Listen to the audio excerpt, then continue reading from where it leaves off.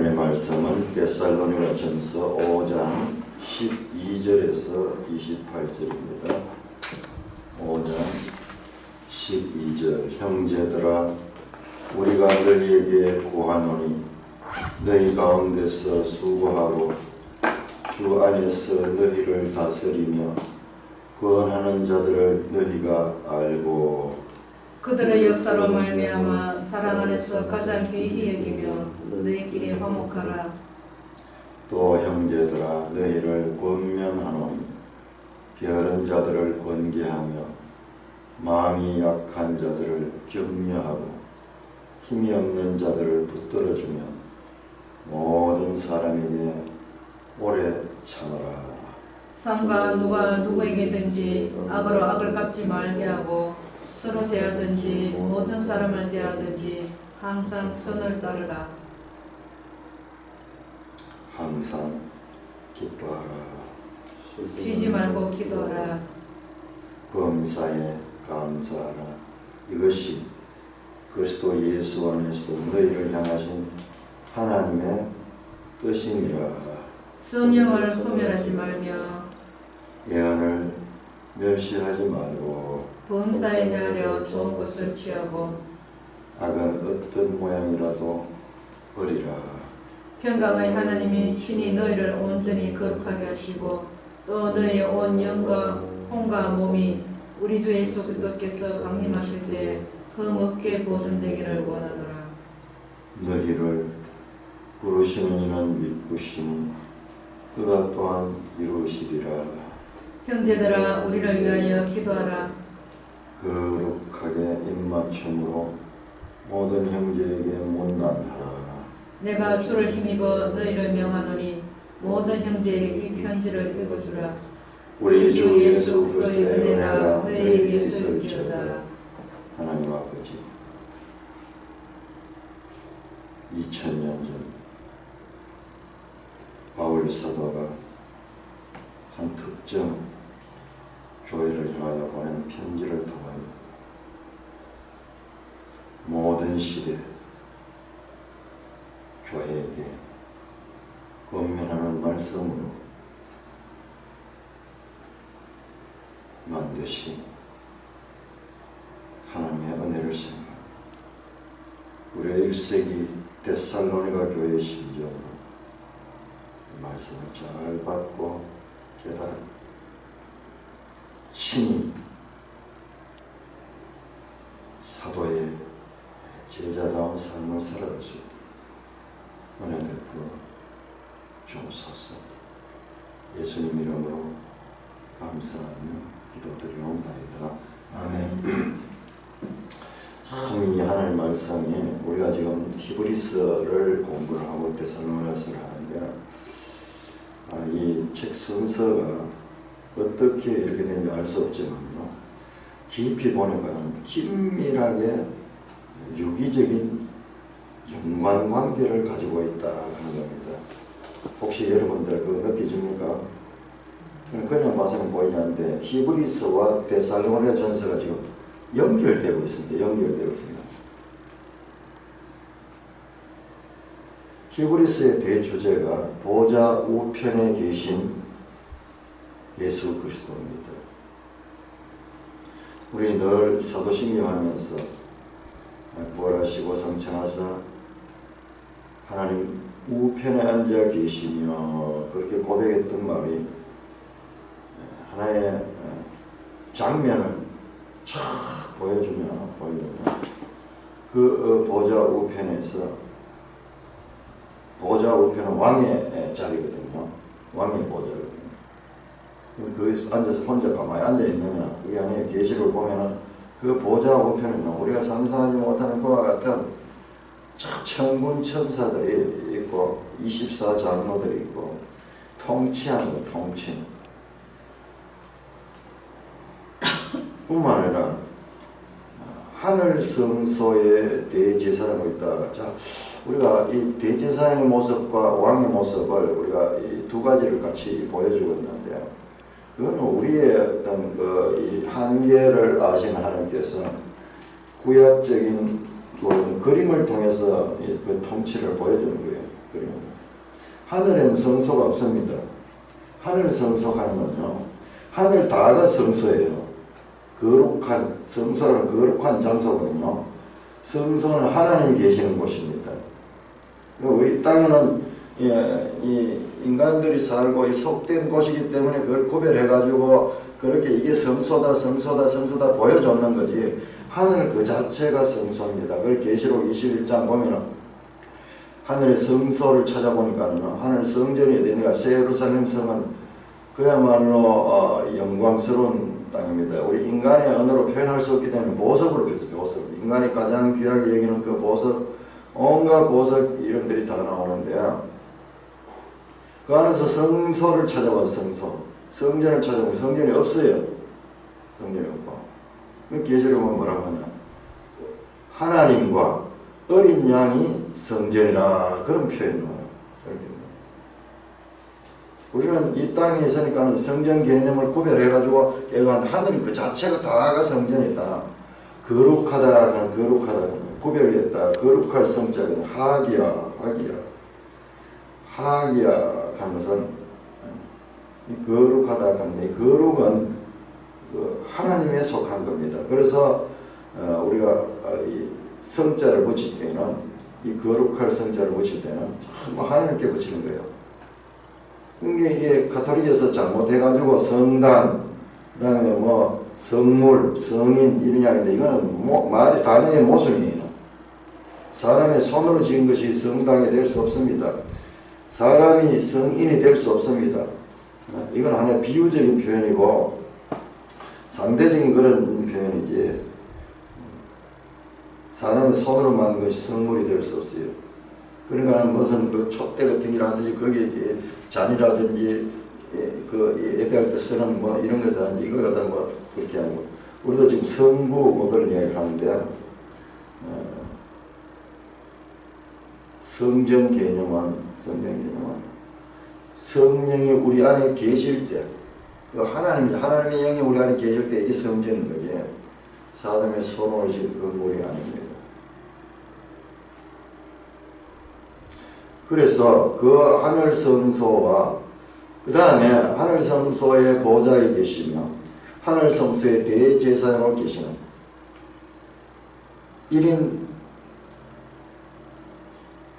2역으로 나옵니다. 1인 2역으로 나오는데, 이건 우리 개념에는 여기에서 그러지만 우리는 한 사람이 역할을 다양하게 합니다. 이 땅에서도 집에 가면 아버지 역할을 하고, 회사 가면 또 회사의 이 직원의 역할을 하고, 또 어떤 사회단체 가면 사회단체 역할을 하듯이 그런 거지, 모순되는 게 아닙니다.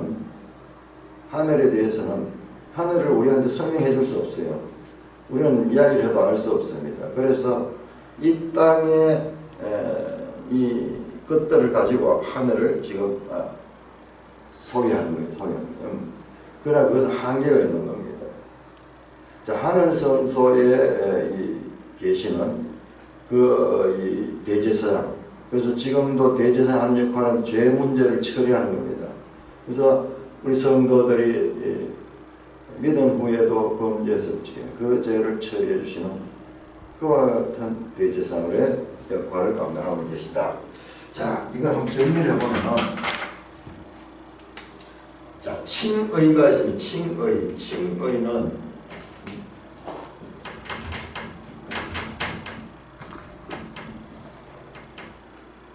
아주 신앙의 기본인데, 우리 기본을 계속 반복하면서 이거 확실해야 돼요. 칭의는 justification,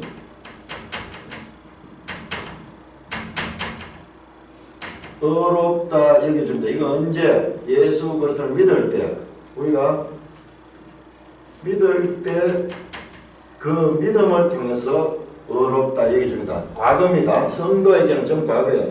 성도가 되는 것은 출발점이, 자, 성도라는 말은 모순이 아닙니다. 자, 성자를 아무데나 붙이지 없어요. 성도라고 하는 건요, 하나님의 백성 되었기 때문에 그 성도가 맞아요. 모든 성도에게는 이 사건은 과거입니다. 과거. 성도가 됐다는 것은 의롭다함을 받았다, 죄사함을 받았다. 언제? 내가 예수 그리스도를 믿었기 때문에 그 믿음을 보고 어렵다 인정해 주는 겁니다. 칭해 준다, 어렵다 여겨준다 하는 것이죠. 어렵다고 불러주는 것이 의인은 아니에요. 의인인 것 같으면 더 다음 단계가 필요 없어요. 근데 성경은 과학이에요. 자, 죄 문제는요. 죄 문제는 모든 성경의 핵심 주제입니다. 이 죄 문제를 어떻게 처리하냐? 죄인임에도 불구하고 어렵다고 믿을 때 칭해줍니다. 자, 그대로 죽어버리면 모르겠는데, 그렇지만 어렵다 함을 받음에도 불구하고 아직까지 육의 몸을 가지고 있어요. 육의 몸을 가지고 있습니다.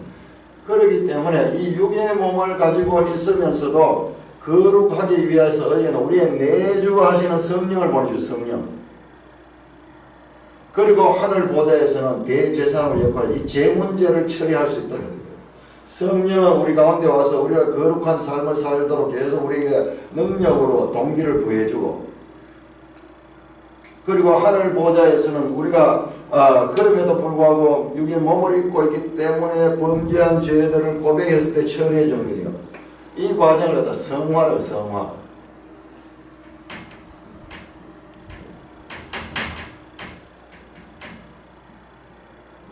성화, sanctification. 자, 이거는 현재입니다. 현재. 과거 아니에요. 이거는 현재의 성화. 그래서 계속 힘써라, 노력해라. 이게 필요한 것이 바로 이때입니다. 그러니까 우리 성도는요, 이게 평생 성화의 삶, 성화. 이것이 우리의 현재적인, 영원한 현재의 현재적인, 우리가 이 땅에서 시간 속에서 영원한 우리의 현재입니다. 과거에 잘 믿었던 거, 별 의미 없어요. 계속 지속적으로 이와 같은 거룩함을 이루어가는 거예요. 거룩해져가는 것. 그러니까 이건 모델이 누구? 예수님의 모습을 닮아가는 겁니다. 닮아가는 것. 자, 우리가 데살로니가서 나오는 그 다음 단계예요. 그 다음 단계. 자, 이 관계는 지금 히브리서와 연결돼요. 히브리서와. 우리가 범죄했을 적에 주님 앞에 고백하면, 그리하면 대제사장께서 우리의 믿고 난 다음에 소위 어렵다함을 입었음에도 불구하고, 이게 왜 이와 같은 관계가 오냐? 이게 몸 때문이에요. 몸.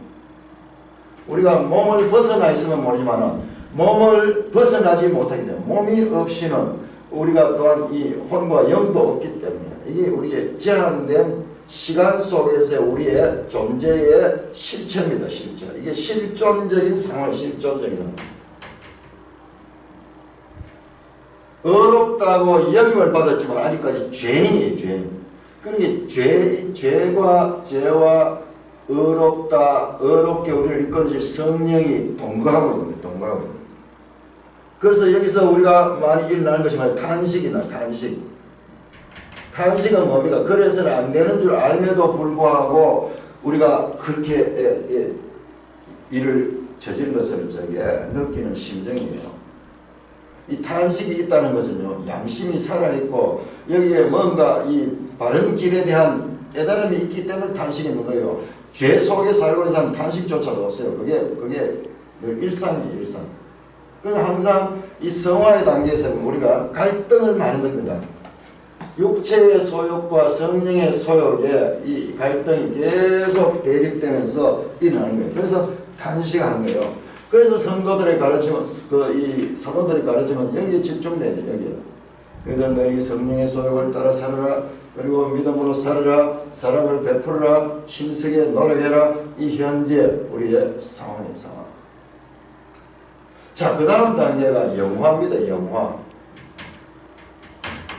영화.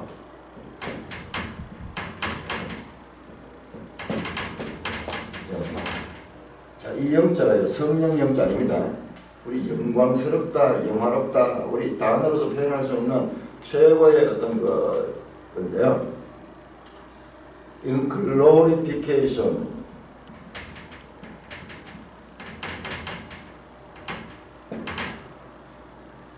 자, 이거는요, 어제 보니까는, 어제 우리 데살로니가 전서 4장 13절에서 그 18절까지 그 내용을 보니까요, 이 몸을 벗는 거예요. 이 몸을 벗고 뭐냐? 여기에 프뉴마티코스,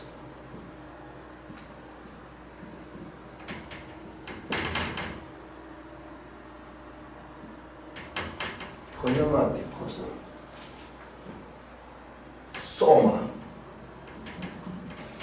와, 영의 몸이라는 게 영의 몸.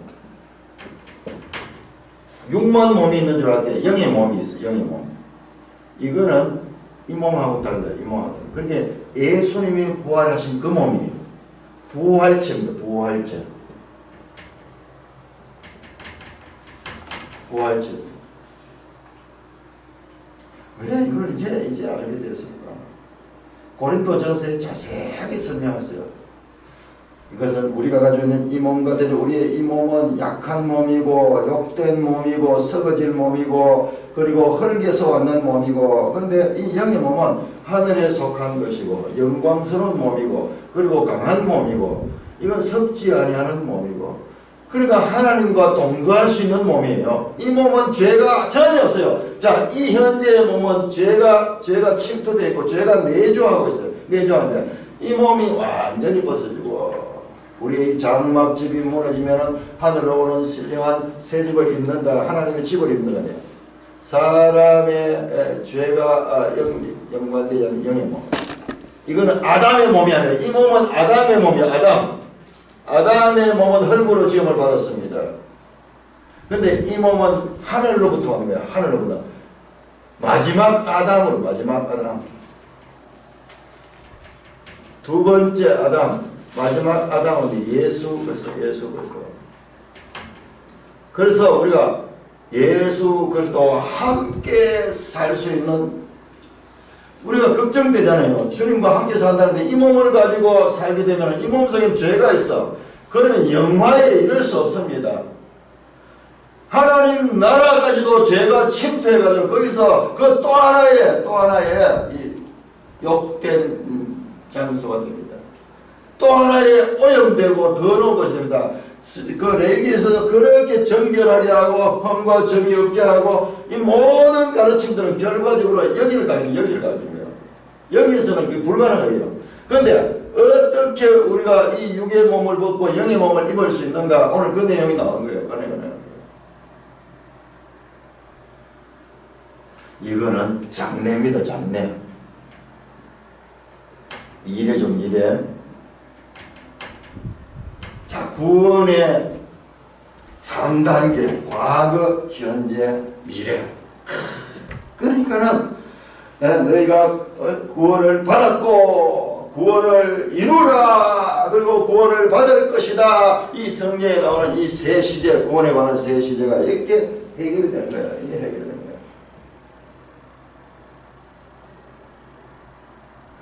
이 상태에서 구원이 완성된다면 우리는 영화에 갈 수 없습니다. 왜? 죄가 처리되지 않았어요.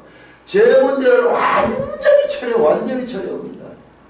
죄의 결과로 부패하게 되고 사망이 되는데 그 사망과 죄와 연관되고 사탄 연관되고 사탄도 없어지고 그리고 그로 인한 사망도 없어지고 죄도 없어지는 그 상태가 바로 영화 상태고, 이게 새하늘 새 땅이고 이것이 바로 새 예루살렘이고 새 창조의 장소입니다. 새 창조. 그렇게 볼 적이에요. 이 창조는 새 창조를 목적으로 창조될 수 있습니다.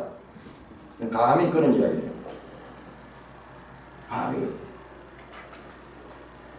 새 창조를 목적으로 창조.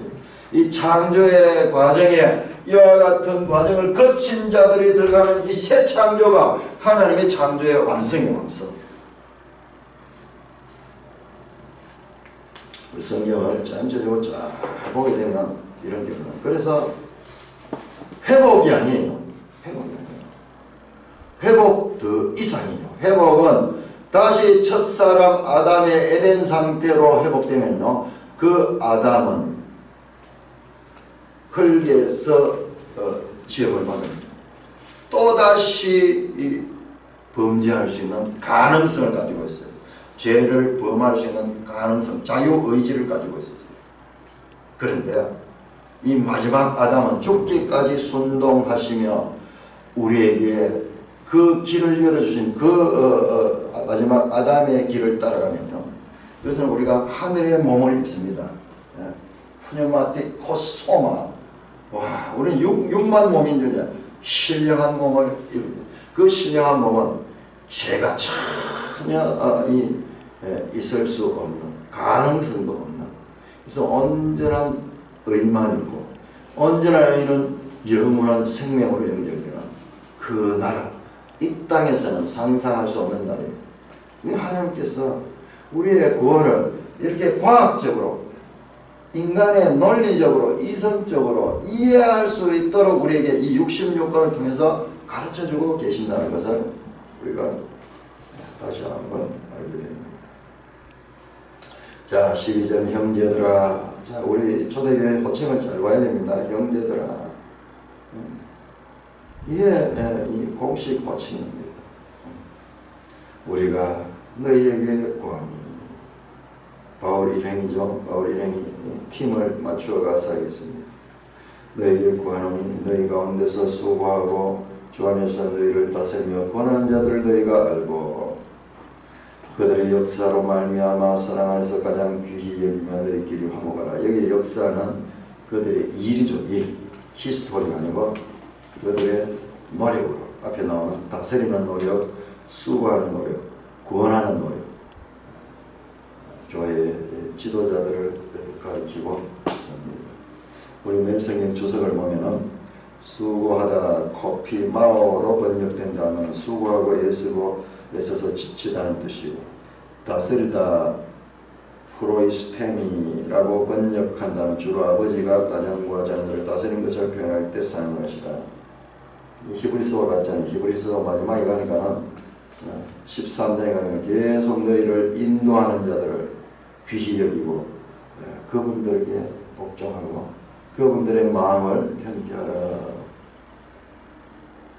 자, 보세요. 앞에서 지금 주의 재림 때 너가 변화될 것을 이야기하고, 너희가 이 땅에서 이 온전히 변화되어서 주와 함께 항상 주와 함께 있으려 하신 이 땅에 떠날 것을 가르침에도 불구하고 돌아서서 하시는 말씀은 현실의 삶에 충실할 것을 가르칩니다.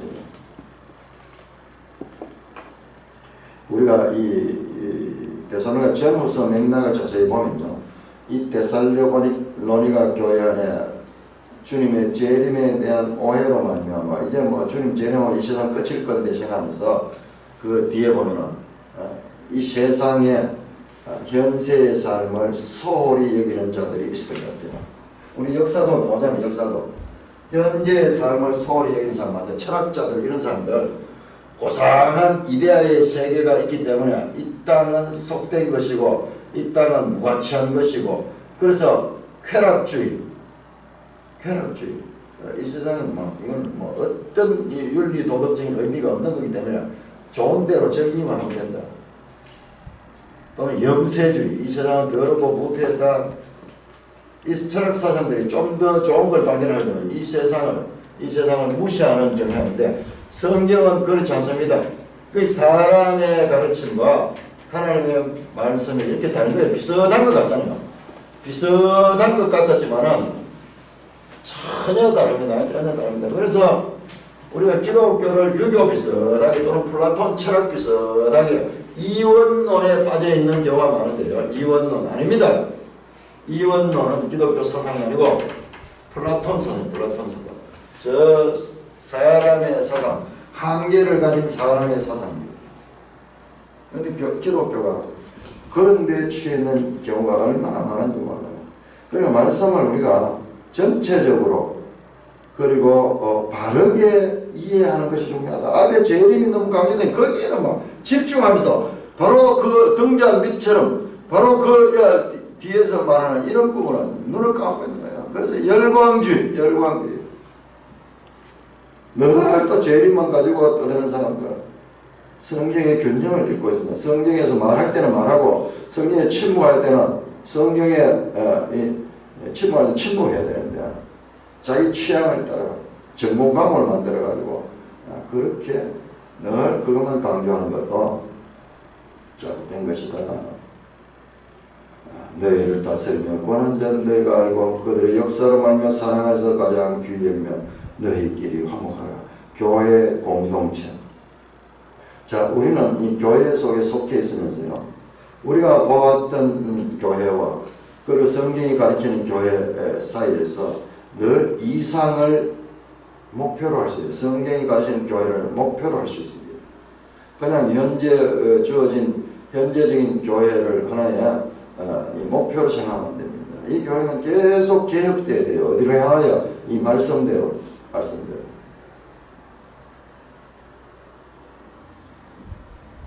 또 형제들아, 너희를 권면하노니 게으른 자들을 권계하며 마음이 약한 자들을 격려하고 힘이 없는 자들을 붙들어주며 모든 사람에게 오래 참아라. 자, 게으른 자들이 있었습니다. 뒤에 이 데살로니가 후서도 보면 게으른 자들이 나와요. 이 자들이 누구냐면 이 자들이 주님이 재림하시니까 또는 우리 죽으면 아무것도 아니기 때문에 그냥 일할 것도 없이 교회에 구제 헌금이나 받아가지고 살던 자들이 있었던 것 같아요. 이 디모데가 갔다 왔잖아요. 디모데가 현실을 딱 파악해 지금 바울에게 지금 이 보고를 했는 거예요. 그러니까 바울은 지금 재림 문제, 죽은 자들이 어찌 되는가 알지 못해가지고 그들이 혼란스러워합니다. 그 다음에 또 하나는 그들 가운데 재림을 너무 기다리다가 현실을 무시하는 자들이 있습니다. 보고가 되어 있어요. 이 두 가지 문제예요. 데살로니가전서의 핵심은 이 두 가지 문제예요. 자, 그들에 대해서는 게으른 자들은 권계하라, 충고하라 하는 것입니다. 계자가 이게 삼가할 계자예요. 삼가할. 권하면서 또 삼가하게 하라. 그런 삶을 살지 못하도록 그렇게 하라. 자, 데살로니가 후서 3장 한번 봅시다. 데살로니가 3장 후서에 보면 이게 또 나와요. 제일 끝에 가면 3장 데살로니가 후서 3장 6절. 그러면 형제들아, 우리 주 예수 그리스도의 이름으로 게으르게 행하고 우리에게서 받은 전통대로 행하지 않은 모든 형제에게 떠나라. 나오잖아요. 확실하게. 11절. 우리가 들은 너희 가운데 게으르게 행하며 도무지 일을 하지 않고 일을 만들기만 하는 자들이 있다. 재림 하면서 현실에서 무책임하게 살고 있는 말쟁이들, 꼭 인간관계에는 그런 자들이 있어요. 근데 그런 자들을 권계하라. 또 마음이 약한 자들을 격려하며 힘이 없는 자들을 붙들어주며 모든 사람에게 오래 참아라.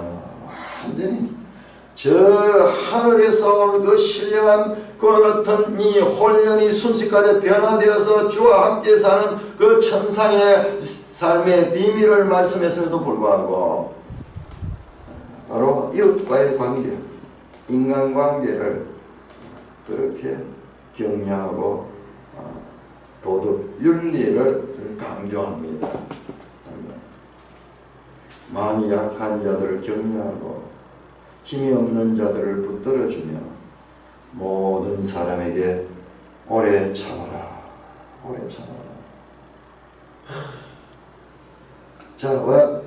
자, 우리 아까 성화의 단계에서 필요한 것은 이 오래 참음이에요. 오래 참음.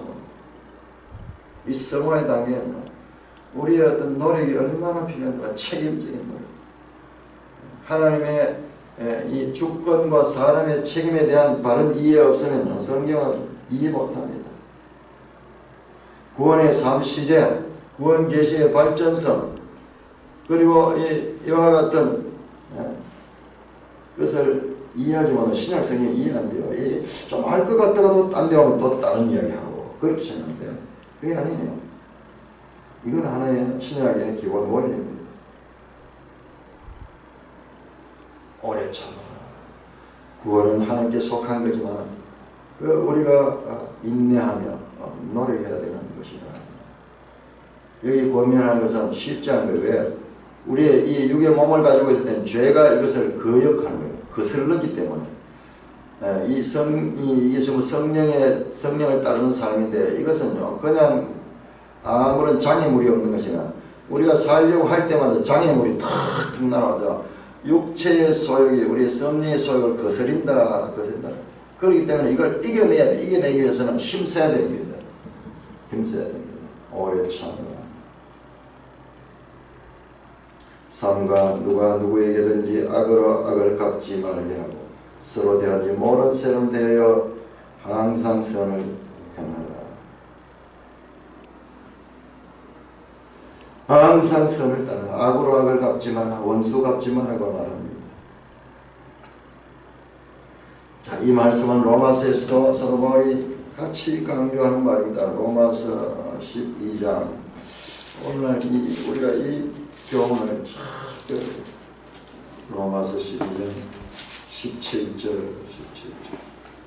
아무에게도 악을 악으로 갚지 말고 모든 사람 앞에서 선한 일을 도모하라.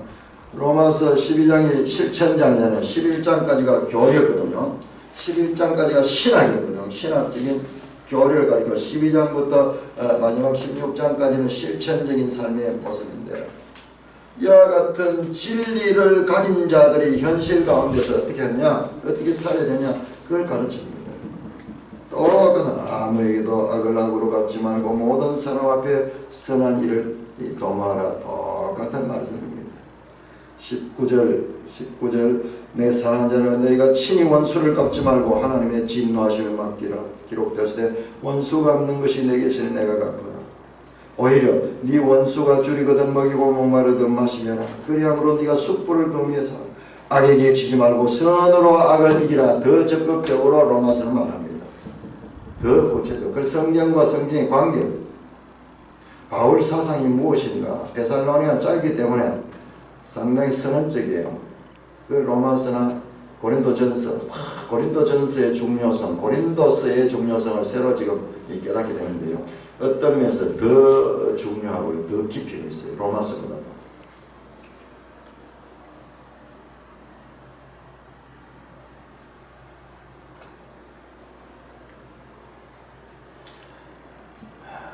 원수 갚지 마라. 우리는 사람은요, 원수를 잘 맺습니다. 조금 서러운 일 당하면, 조금 어려운 일 생기면 두고 보자. 이거는요, 악이에요. 우리 속에 내재하는 죄가 탁 우리를 낚아채고 속이는 거예요. 그게 속으면 안 돼요. 그래서 마음에 항상 우리는 부드러워야 돼요. 이 원수가 딱 있으면 마음이 굳어져 버려요. 딱 오면 굳어져 버려요. 그때 느껴야 돼요. 아, 이것은 죄가 나를 속이는 거다. 맺힌 마음을 두지 말아야 돼요. 이 맺힌 게 있으면요, 우리 자신이 성전이 불결해집니다. 성령의 뒤에 나오는데요, 성령이 소멸하게 돼요. 우리 속에 성령이 계시는 성령께서 활동하지 못합니다. 그래서 용서해 줘야 되고, 그 다음에 원수를 두지 말고, 그 다음에 악한 마음을 품지 말고, 이 빨리빨리 감정을 처리해야 되는 것이 단순히 어떤 그 상대방을 위한 것뿐만 아니라 자기 자신을 위해서 필요한 것입니다. 악으로 악을 갚지 말고. 그래서 부드러워요. 그리스도인 특징은 부드럽습니다. 서로 대하지 모든 사람 대하여 항상 선을 행하라. 지금 우리나라의 상황을 보면 좌파와 우파가 대립되면서 이 좌파가 원수를 갚아요. 지난날 눌리있을 때 적폐청산하면서 대통령 두 사람을 감옥에 잡아넣고 그 행정부에 일했던 사람들, 사법부에 일했던 사람들 막 잡아가지고 감옥에 넣어놨어요. 어쩌는지 모르겠어요. 어쩌는지. 확인을 해나가면 이제 뒤처리를 어떻게 감당하는지 모르겠어요. 감당하지 못하고 있는 거예요. 지금. 그러나 우파 쪽에는 거기에 또 당하니까는 적개심을 가지고 눈만 뜨면은 우파를 공격합니다. 이게 세상이에요. 세상. 좌파도 옳은 것이 아니고 우파도 옳은 것이 아니고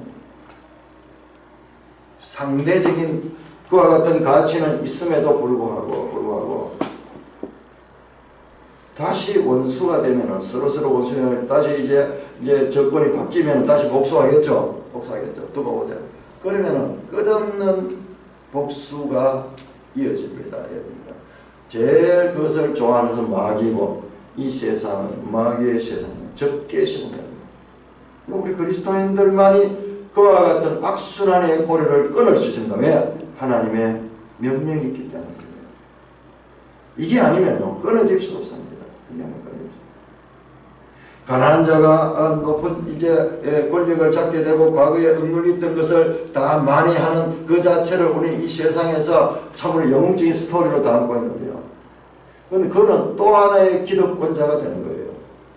지금 우리나라의 적폐 대상이라고 하는 사람들, 무슨 정치계나 경제계에 그런 사람들 그냥 된 거 아닙니다. 착각하지 마세요. 전부 알고 보면은 그 출발은 어려운 가운데서 빈민 가운데서 사회적인 약자가 노력해서 그 강한 자가 되는 거지, 그 사람은 날 때부터 그렇게 된 거 아니에요. 우리가 짧은 역사를 볼 때 날 때부터 그런 거, 삼성 같은 경우에 그런 것 같지만요, 그분들 보통 사람 아니에요. 그걸 유지할 수 있도록 그 선조가 철저하게 교육하고 훈련하고 그 자녀들을 음악에 다스렸기 때문에 그게 되고, 미래를 향한 더 큰 비전을 주고 노력을 더 많이 했어. 더 많이. 그게 더 어려워요. 차라리 아무래도 없는 데서 올라오는 것보다. 없는 데서 올라올 때는요, 뭔가 그런 게 있어요. 자기의 어떤 한풀이라든지 뭔가 보이지 않는 그런 힘을 가지고 있지만, 있는 사람이 더 발전하는 건요, 그것은 정말 더 어려운 거예요. 더 어려운 거예요. 그런 것들은 우리가 높이 평가해줘야 되고 정말 존중해줘야 되는데, 지금 그런 식으로 서로 그게 끝없는 이 피해 복수가 있는데, 그게 어디 나오냐? 프랑스 혁명을 통해서 이미 다 증명이 되고, 공산주의 역사를 통해서 인류가 그와 같은 잘못된 인본주의 사상이 인류를 불행으로 그야말로 살인으로 몰아놨던 이 역사가 근대 역사인데도 불구하고 그걸 통해서 교훈을 삼지 못하고 있는 거예요. 그러니까 이제 다시 그 권력을 빼앗기면 자기들이 당할 거기 때문에 이제 빼앗기지 않기 위해서 온갖 수단 방법을 다 쓸 거예요. 왜? 빼앗기는 순간 자기들이 앞날이 눈앞에 뻔히 보이기 때문에.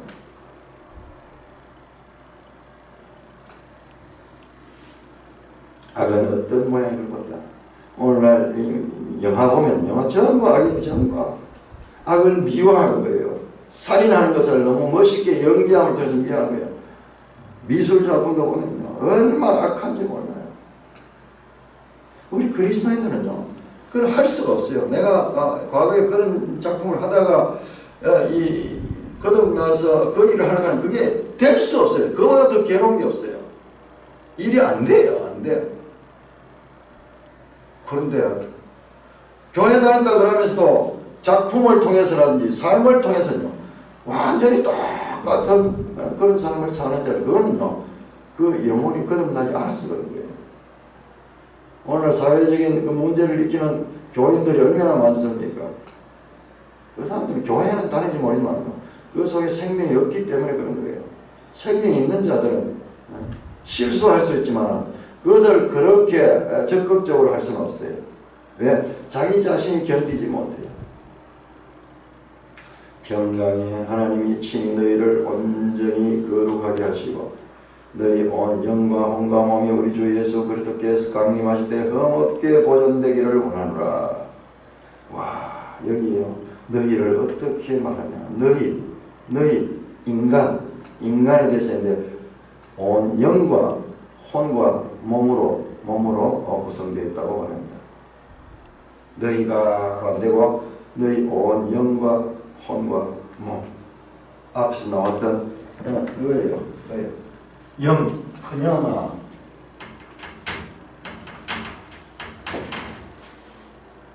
혼, 퍼시케. 영어로 이게 soul이 soul. 이거는 spirit.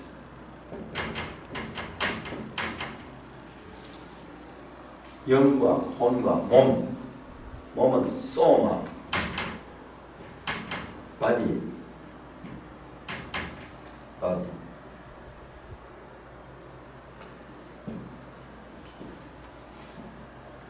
영과 혼과 몸. 그래서 삼분설, 영과 혼과 몸이라는 이 삼분설을 주장하는데 성경에는 삼분설만 나와 있지 않아요. 영혼과 몸으로 여러 군데 나옵니다. 그래서 우리 개혁주의 신학에서는 삼분설적인 이와 같은 이론도 인정을 하지만요. 이 삼분설로 인간을 다 구애하지 못하는 게 왜냐하면 이 영과 혼 부분은 서로 분리하기 힘듭니다. 어디까지가 혼의 역사고 어디까지가 영의 역사인가 이거를 딱 이렇게 너무 명하게 분리해 놓으면요. 나중에 그 분리한 데서 오는 함정에 빠질 수 있어요. 그래서 성경이 때로는 영혼과 몸, 몸은 죽여도 영혼은 죽이지 못하는 일을 너희가 두려워하라 그런 표현 여러분 나옵니다. 영과 혼과 몸이 이렇게 뚜렷하게 구별되어 나오는 데살로니가 전서 이 부분. 그래서 이걸 많이 인용해가지고 삼분설을 주장하는데 증거 본문을 삼는데요. 이 삼분설만 되어 있지 않아요. 그래서 참고로 그렇게 됐다. 이 영혼 부분은 이게 불가분리적이에요. 이게 얽혀 있습니다. 그렇기 때문에 요거는 혼적인 일이고 요건 영적인 일이고 이런 식으로 구분하기 힘들어요. 그래서 이분설로 말을 하시기도 합니다. 이 두 가지를 우리 같이 봐야 됩니다. 삼분설로 딱 정해버리면요. 뚜렷하고 확실하고 이래서 좋은 것 같지만은 그게 또 문제를 일으키는 경우가 있습니다. 그래서 이 두 가지 설을 동시에 배우는 것이 좋습니다. 자, 방금 앞에서 주님이 강림하실 때 우리가 끌어올림을 따라서 공중에서 영접하게 된다 그렇게 말씀했는데 여기 또 우리의 이 땅에서 우리의 인간을 구성하는 영과 혼과 몸, 인간의 내면과 그리고 인간의 이 외부적인 이 몸, 이것을 흠없게 보존해라. 이것을 흠없게 보존하는 방법이 뭐냐 그러면 앞에 나오는 것과 같은 내용들이에요. 인간관계를 잘하는 거. 그 앞에 하나 빠졌네요. 19절 성령을 소멸하지 말며 애언을 멸시하지 말라. 성령을 소멸하지 말며 애언을 멸시하지 말라. 범사에 하려 좋은 것을 취하고 악은 어떤 모양이라도 버리라. 이것도 대조를 되고 있네. 대조를 보세요. 15절에는 항상 선을 따르라. 22절은 악은 어떤 모양으로 버리라. 자세히 분석해 보면요, 아주 이 운율적이면서 그리고 서로 이 구조가 나와요. 자, 성령을 소멸하지 말며 애언을 멸시하지 말고, 성령을 소멸하지 마는 것 따로 애언을 멸시하지 마는 것 다른 거 아닙니다. 평행법이에요. 성령은 애언과 연결되고 소멸하지 말고 멸시하지 말고 이렇게 연결되면서 강조합니다. 성령은 말씀 애언입니다. 이 말씀 바로 앞에서 또 사도 바울이 말씀했죠. 그와 같은 주의 강림의 그 때에 대한 그와 같은 말씀, 그와 같은 애언. 그 고린도전서를 보니까 사도 바울이 이 데살로니가전서 4장 13절에서 18절에 나오는 이와 같은 주의 재림에 관한 비밀은 비밀이었어요. 비밀. 이게 바울이 최근에 이 계시로 받았어요. 계시를 받은 거예요. 그런 것을 멸시하지 말고 범사에 헤아려 좋은 것을 취하고, 여기 단어가 헤아려 나오는데 헤아리다. 도키마초 이게 분별하는 거, 시험해서 분별하는 거. 이것이 거래하는 거야. 너희 헤아리는 그 헤아림으로 너희가 헤아림을 받을 것이요. 그것이 이 말씀과 그러한가 아닌가 이것을 잘 헤아릴 수 있고 분별할 수 있어야 됩니다. 그래서 좋은 것을 취하고 그냥 적극적으로 아니고 일단 우리 속에 말씀이 있어야지 그것을 분별할 수 있습니다. 악은 어떤 모양이라도 버리라. 악의 악에 우리가 공격을 당하지만 악 속에 묻혀 있었는데요. 이 주기도문에서 우리를 악에서 구하옵소서, 악한 자에게서 구하옵소서, 그렇게 기도하는 것이 나오는 것입니다. 자, 그 다음에 평강의 하나님이 친히 너희를 온전히 거룩하게 하시고, 자, 너희를 온전히 거룩하게 한다. 또 너희 온 영과 혼과 몸, 이 거룩함을 입는 거예요. 온전한 거룩함은 영만의 거룩함도 아니고 혼만의 거룩함도 아니고 몸, 이 존재 전체가 거룩하고 흠없게 보존되기를 원하나. 왜 그럴까요? 왜 이 흠없게 보존되기를 원할까요? 언제를 위해서 예수 그리스도 강림하실 때, 주님이 재림하실 때 이 흠없게 보존된 영과 혼과 몸, 이와 같은 인간의 전인적인 이와 같은 것들이 보존된 자들이 순식간에 푸네마티코스 소마, 영의 몸을 입는 거예요. 그때 영의 몸을 입는 거예요. 그때 영. 그러나 아무나 영의 몸을 입는 것이 아니고 의롭다함을 받아 칭의를 받아서 죄사함을 받은 성도, 그리고 이 몸을 가지고 있지만 살아가면서 계속 죄를 자백하고 죄를 이기기 위해서 노력한 그와 같은 그 성도, 죄 문제에 있어서 하나님의 은혜를 입고 은혜를 입은 만큼 또한 그것을 가지고 살려고 성령을 따라 살았던 자, 그 자가 영의 영화로운 상태, 영의 몸을 입는 거예요. 죄와 완전히 상관없는. 그래서 새 창조에는 우리의 공로가 포함이 돼요. 전적으로 구원은 하나님의 은혜지만 그 은혜와 하나님의 주권 가운데는 사람의 책임적인 요소가 그 주권 속에 들어있습니다. 하나님의 주권에는 사람의 책임이 그 속에 포함되어 있다는 말이에요.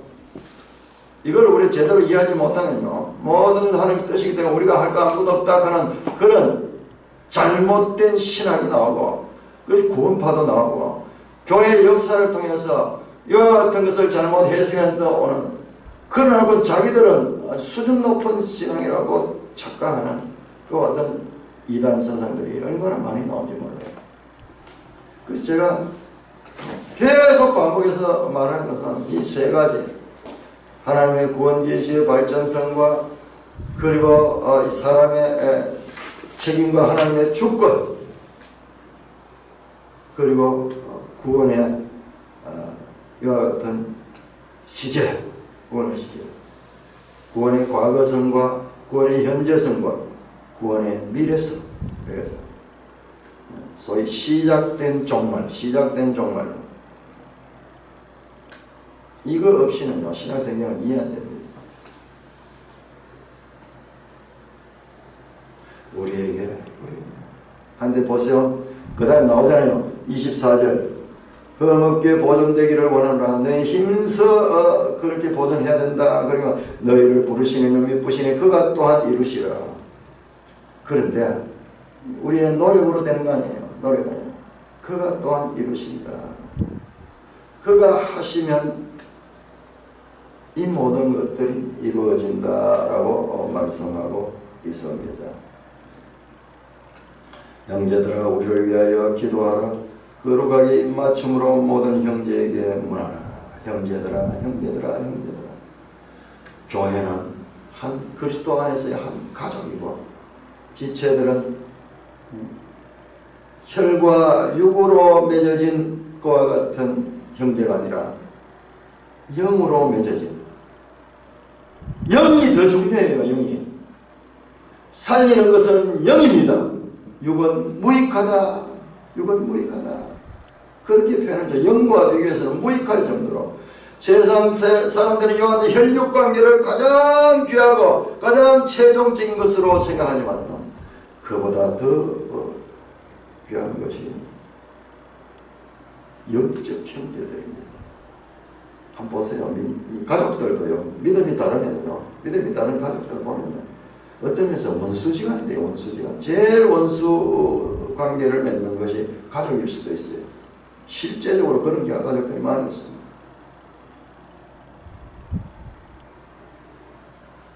영적인 형제이며 육적인 형제인 것은 이것은 더 말할 것도 없이 귀한 것이고, 육적으로 형제가 아닐지라도 동일하게 같은 가족입니다. 거룩하게 입맞춤으로 모든 형제에게 문안하라. 내가 주를 힘입어 너희를 명하노니 모든 형제에게 이 편지를 읽어주라. 초대교회 당시의 모습. 전부 이 편지는 읽어주는 게 회람하면서 우리 바울 사도께서 여러 가지 편지를 보냈습니다. 촥 낭독합니다. 그 낭독된 편지를 또 누가 필사를 했겠죠. 필사를 하면서 그렇게 이 회람하고 그렇게 하면서 이 성경이 이렇게 쓰여졌습니다. 우리 주 예수 그리스도의 은혜가 너에게 있을지어다. 그렇게 하나님의 은혜로 너에게 있을지어다 축도하면서 데살로니가 전서를 마치고 있습니다. 이 데살로니가 전서는 히브리서에서 우리가 하늘 보좌에 계신 하늘 성소의 대제사장신 우리의 죄 현재적인 죄를 이 처리해 주시는 그 분을 만났다 그러면 이제 데살로니가서는 우리 이 땅의 시간으로 그 다음 단계 재림하시는 예수님 재림하시는 그래서 죽은 자나 산 자가 들림을 받아서 신령한 몸을 입게 되고 신령한 몸을 입어서 들림을 받게 되고 그리고 그들과 주님이 함께 강림하셔서 이 땅의 모든 것들을 심판하시고 그리고 하나님 나라를 이루시는 그 계시록 보면 하나님 나라가 하늘에 있는 것이 아니라 이 땅에 내려와요. 새 예루살렘 성이 쫙 하늘에서 이 땅으로 내려옵니다. 그래서 이 땅은 신천신지 새하늘 새 땅으로 바뀌게 되며 영생의 그 나라. 그러니까 현재적인 어떠한 어려움이 있을지라도 이와 같은 하나님의 비전을 가지고 있으면 우리가 환난에 경한 것이 그 하나님의 그 영광에 중한 것을 소망하면서 현실의 어떠한 어려움도 넉넉히 이길 수 있는 그와 같은 믿음을 갖게 하고 이 믿음의 사람들이 갖는 일이 다 그와 같은 일이다. 만약 우리에게 이와 같은 소망이 없다면 우리가 이 세상 사람들 가운데서 가장 불쌍한 자다. 가장 불쌍한 이 세상 사람이 이 세상을 이 다로 여기고 이 세상에서 먹고 마시고 이 세상을 즐겼지만 우리는 이 세상보다 오는 세상이 있다는 것을 알기 때문에 그 오는 세상도 막연한 것이 아니라 뚜렷한 그와 같은 비전을 가지고 있기 때문에 넉넉히 이 세상의 모든 것들을 이겨내며 또한 이 세상에서도 하나님의 백성다운 삶을 사는 그와 같은 윤리와 도덕을 가지고 살 수 있는 그와 같은 백성들이다. 이렇게 어린 데살로니가에 편지를 했습니다. 찬송가 191절